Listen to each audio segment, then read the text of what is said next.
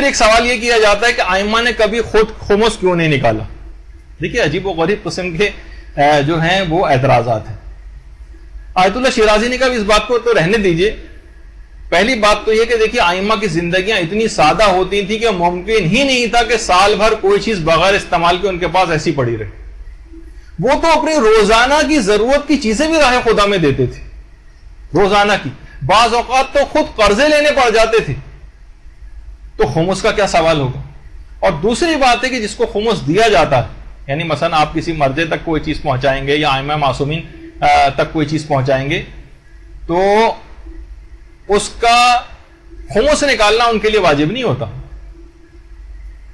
اس کا خمس نکالنا, جو خمس کو ریسیو کرتا ہے لوگوں, یعنی لوگوں کے بیہاف پر, جیسے مرجے ہے, یہ امام معصوم کے پاس خمس آ کر جمع ہوتا تھا, ان کے لیے اس کا خمس نکالنا واجب نہیں ہوتا.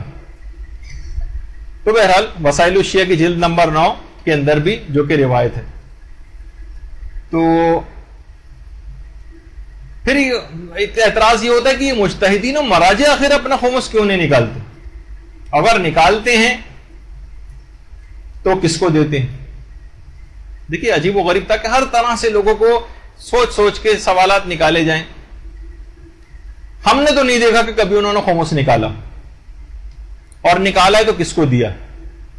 دیکھیں ہم یہ کہتے ہیں, بس تھوڑی سی آپ کی زحمت اور ہے, گرمی کی شدت اگرچہ کافی ہے, لیکن بہرحال اگر آپ نے نہیں دیکھا کہ انہوں نے خمس نہیں نکالا ہے, اگر آپ نے یہ چیز نہیں دیکھی, تو آپ نے یہ نتیجہ کیسے نکالا؟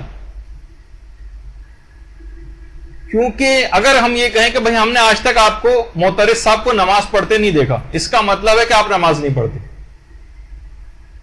یا جیسے پھر تو وہ سب پاکستانی پولیس والے صحیح ہو جائیں گے جو سی وی کے اوپر لوگوں سے نکاح نامہ طلب کرتے ہیں, کیونکہ ہم نے آپ کا نکاح نامہ نہیں دیکھا لہٰذا آپ کا نکاح نہیں ہوا, چلیے تھانے. یہ تو وہی والی بات ہو گئی. تو یہ سب چیزیں ایسی ہیں کہ کیونکہ آپ نے نہیں دیکھا, تو ہم یہ آپ سے یہ کہیں گے کہ اگر آپ نے نہیں دیکھا تو آپ دیکھیے, جا کر مجتہدین سے جا کر پوچھ لیجئے, وہ آپ کو بتا دیں گے کہ ہم کب ہم نے ہمارا مال کے اوپر کتنا تھا اور ہم نے کتنا نکالا ہے. اب یہ تو نہیں ہوگا نا کہ ہم وہ کراچی میں تمام یا اخبار میں اشتہار لگوائیں گے کہ میں نے اتنے ہزار یا اتنے 100 جو ہے وہ تومان یا درہم یا دینار یا جو ہے اتنے پیسے جو ہم نے خمس میں نکالے اور آپ کو اطلاع پہنچائیں گے. ان کے اوپر بھی اگر ہے تو ان کے اوپر بھی حکم ویسے ہی ہے, ان کا جو ذاتی مال اس طرح کا ہوتا ہے اس پہ بھی وہ خمس نکالتے ہیں. خرچ کہاں کرتے ہیں؟ جہاں دیگر مومنین کے مصارف ہوتے ہیں, جس جگہ خرچ کرنے کے, جہاں پہ رضایت امام ہوتی ہے, وہیں اپنے پیسے کو بھی خرچ کرتے ہیں.